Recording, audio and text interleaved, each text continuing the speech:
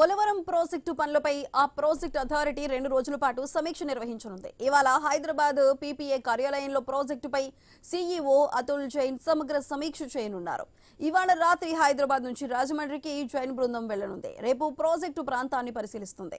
కీలకమైన diaphragm wall, earth cum rock fill dam నిర్మాణ పనుల తీరును పరిశీలిస్తుంది. ఈ నెలాఖరున అతుల్ జైన్ రిటైర్ అవుతున్నారు. అందువల్లే చివరిసారిగా పోలవరం ప్రాజెక్టుపై సమీక్ష నిర్వహించాలని నిర్ణయించారు. అయితే పోలవరంపై రేపు జరగబోతున్న సమీక్షకు సంబంధించి మరింత సమాచారం మా ప్రతినిధి భార్గవ్ అందిస్తారు. భార్గవ్, చెప్పండి.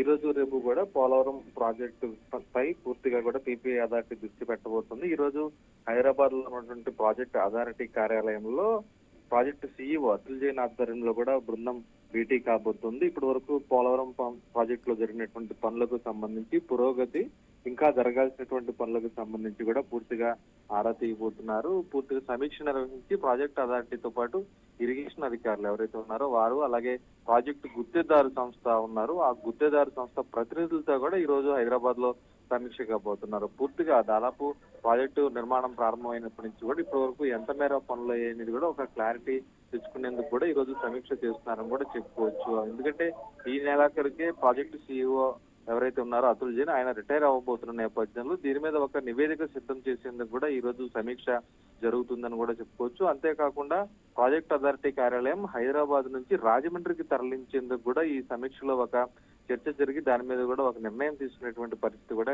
ఉన్నట్లు ప్రస్తుతం ఇరిగేషన్ అధికారులు కూడా తెలియజేస్తున్నారు. అంతేకాకుండా ఈ రోజు హైదరాబాద్ లో సమీక్ష అయిపోయిన తర్వాత రాత్రికి బయలుదేరి రాజమండ్రి వచ్చి రేపు ఉదయం ప్రాజెక్టులో ఉన్నటువంటి పనులను స్వయంగా కూడా ఈ బృందం పరిశీలించబోతుంది.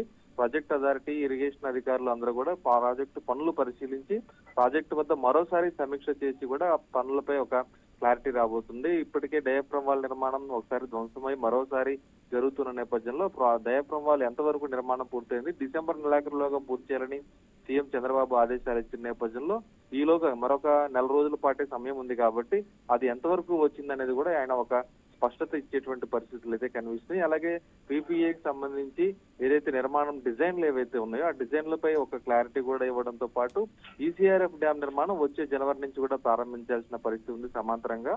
దాని మీద కూడా ఎంతవరకు ప్రారంభించేటువంటి పరిస్థితులు అనుకూలంగా ఉన్నాయనేది కూడా ఈ రోజు అథారిటీ ఈ 2 రోజుల పర్యటన తర్వాత కూడా ఒక స్పష్టత ఇచ్చే అవకాశం అయితే ఉంది. Right Bhargav, thank you.